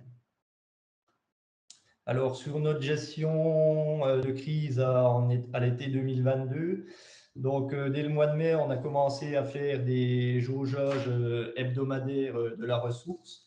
Donc, sur toutes les arrivées de stations, on n'était pas équipé de compteur jusqu'à présent. Donc, on prenait un seau de 10 litres avec un chronomètre et on jaugeait toutes les semaines les arrivées d'eau pour pouvoir savoir où on en était entre la ressource et la distribution.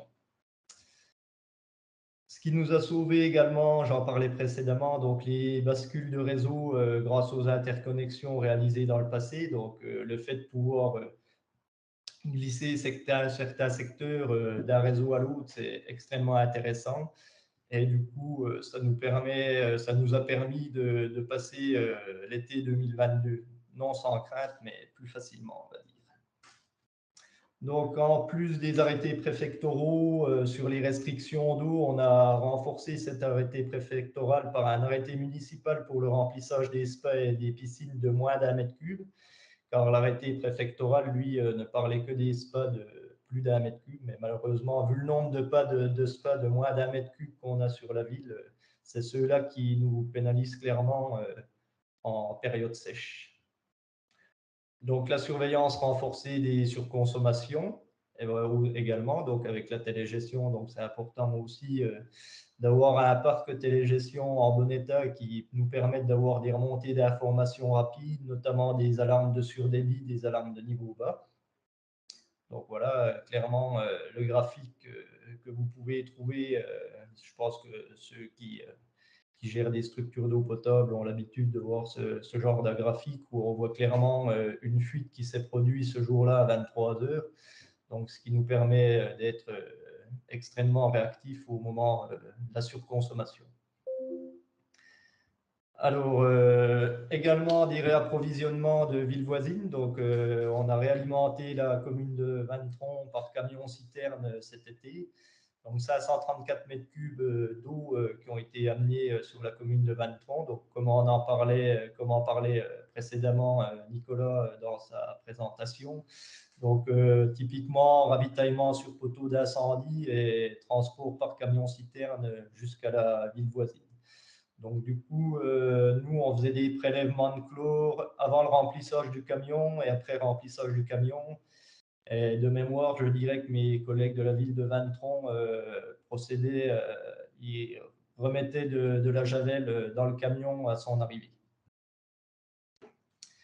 On a également réalisé du réapprovisionnement de particuliers puisque tous les bresseaux ne sont pas raccordés au réseau d'eau potable. Il y a encore quelques maisons notamment qui sont alimentées par des sources privées et qui se sont retrouvées à sec. Donc, on a fait des rotations avec un agriculteur de la commune qui réapprovisionnait les gens par camion-citerne également. Donc, 165 m3 de redistribuer aux particuliers cet été. Donc là, je vais reprendre déjà le schéma qui avait été mis précédemment, donc avec toutes les améliorations, pour y porter le coup cette fois-ci, donc les améliorations qu'on va faire sur les années à venir. Donc, ce petit triangle rouge en haut à gauche de la présentation de la carte. Donc là, ça va être cette année réfection des captages sur le secteur du Chajou-Grouvelin. Donc, on continue la réfection de ces sources, des drains de sources. Avec la création également, on a eu l'autorisation de capter plus d'eau, de reprendre une source supplémentaire dans un débit assez limité, on va dire, mais c'est toujours un apport d'eau bienvenu. Donc également, un gros projet qui va être mené en 2023, c'est l'interconnexion vers la ville voisine de Cornimont. Donc jusque-là, on était indépendants entre chaque ville. Donc là, on va pouvoir réalimenter la ville de Cornimont qui a connu également des tensions cet été et des craintes. On avait même parlé à un moment donné d'interconnexion de secours en tuyau volant le long de la route qui s'est heureusement pas faite cet été. Ils ont pu subvenir à leurs besoins.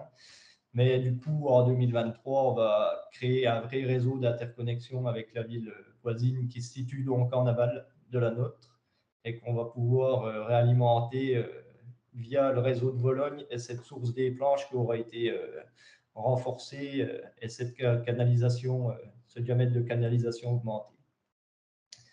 Également, en 2023, du coup, je repasse sur mon triangle précédent, c'est cette source des planches. Voilà. Voilà, je reviens un peu en arrière. Et on va procéder à la mise en place de compteurs sur l'arrivée d'eau brute, les arrivées d'eau brute de source, afin de connaître vraiment jour par jour ce volume d'eau qui arrive pour être quitte de comptabiliser toutes les semaines, de jauger toutes les semaines ces apports d'eau. Là, on l'aura directement sur la télégestion grâce au compteur. On saura exactement ce qui arrive de la station et ce qui sort, et ce qui nous permettra d'être beaucoup plus, on va dire, beaucoup plus précis sur cette gestion de la ressource. Donc, pour finir, un petit bilan de cette présentation. Donc, ce qui est important de faire, si jamais vous voulez faire comme nous, reprendre un peu plus, regagner de l'eau sur vos réseaux et des choses comme ça, c'est bien entendu faire une étude hydrogéologique, donc qui vous permet de faire un bilan général de vos captages. Donc, suite à l'étude hydrogéologique où on avait fait des passages caméra dans les drains, on avait pu voir ce qu'il y avait à faire comme travaux sur les différents captages. Donc voilà, un retour d'expérience qui peut être important pour toutes les collectivités, c'est suite aux réfections de captage, donc rien que le fait de refaire les drains, refaire les barrages, recapter propre les sources, on gagne à peu près 10% de ressources rien qu'en réhabilitant sans rien capter de plus. Et ça, on l'a vu par rapport au chiffre de 2018, on a gagné à peu près 10% de plus en ressources.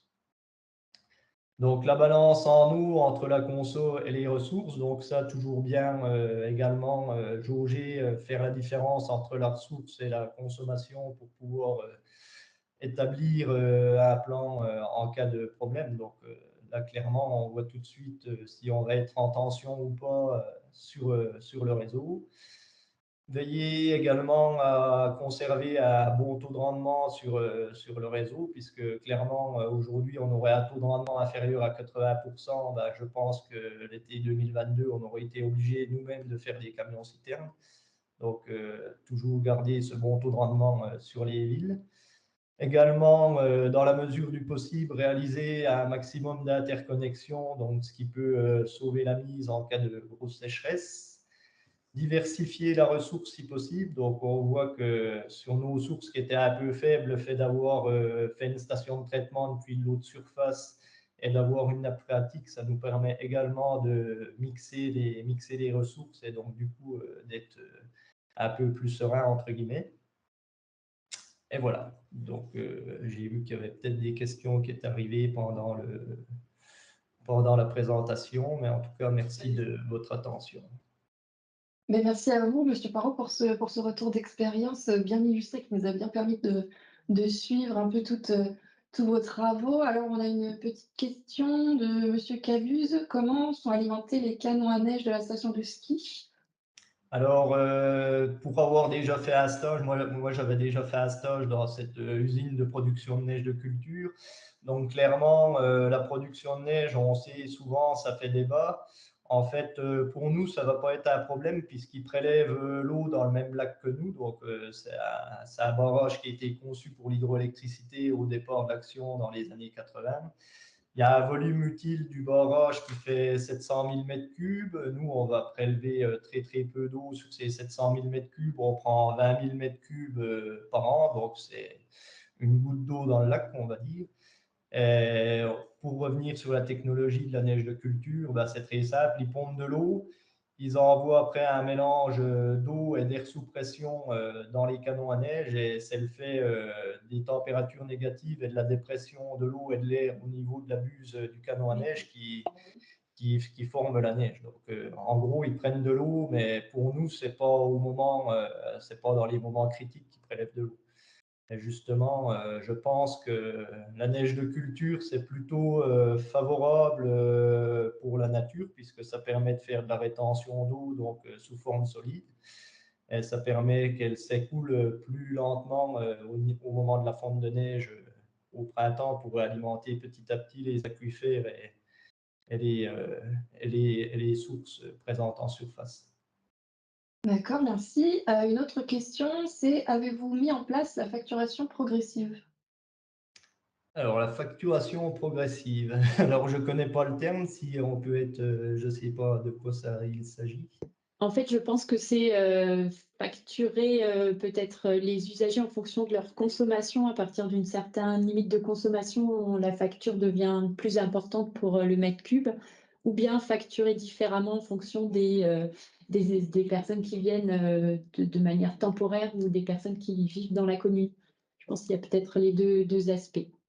Ah oui, d'accord, sur ce point-là. Donc, de toute façon, niveau législation, on ne peut pas faire d'abonnement distinctif entre les résidences permanentes et les résidences secondaires. Donc, du coup, c'est le même tarif d'eau pour tout le monde.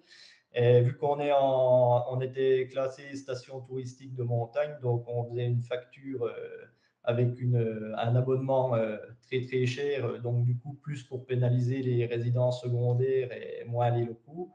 Et deux tranches d'eau, donc une tranche 0 100 m3, on va dire à 23 centimes le mètre cube, et une tranche au-delà de 100 m3 à 78 centimes. Donc, ce qui sont des prix très très raisonnables au vu du traitement et des moyens mis en œuvre pour l'eau potable. Mais on va dire ce qui fait nos recettes sur la commune, c'est les abonnements d'eau potable qui sont chers. D'accord, merci. Et alors, une dernière question, Monsieur Bardiou qui nous dit: «Merci pour la présentation. Envisagez-vous une mise en place de radio-télé-relève des compteurs clients pour avoir un meilleur suivi de la consommation?» Ça pourrait être une bonne idée. C'est vrai qu'on en entend parler. Nous, déjà, on a l'avantage d'avoir déjà la radio relève, donc où on a quasiment 99% du parc équipé en tête radio. Donc, c'est sûr que lorsqu'on a une fuite sur le réseau, on n'hésite pas à relever tous ces compteurs et à vérifier s'il y a éventuellement une fuite. Mais c'est vrai que le fait d'avoir des antennes et d'avoir des retours d'informations par jour, ce serait intéressant. Super, bah, je vous remercie. On arrive à la fin, de ce webinaire. Alors merci à tous, d'avoir, participé et d'avoir, suivi et participé activement, via la conversation. Merci aussi aux intervenants qui ont pu, nous partager, leur présentation. Nicolas, je te laisse, le mot de la fin. Oui, merci Chloé, merci à Hydreos pour cet accompagnement que vous faites et toutes les actions qu'on mène ensemble. Je rappelle à tout le monde donc la journée du 25 mai à venir, dédiée à la nouvelle directive eau potable, à la gestion de crise, à la surveillance des réseaux. Donc encore des éléments qui vous intéresseront, je le pense, et qui permettront de nous rencontrer voilà, en personne, et plutôt que tous ces événements que l'on mène et qui sont intéressants en webinaire. Voilà, ça changera un petit peu. Merci à tous encore. Merci beaucoup, à Merci, bientôt. bonne Au journée. revoir.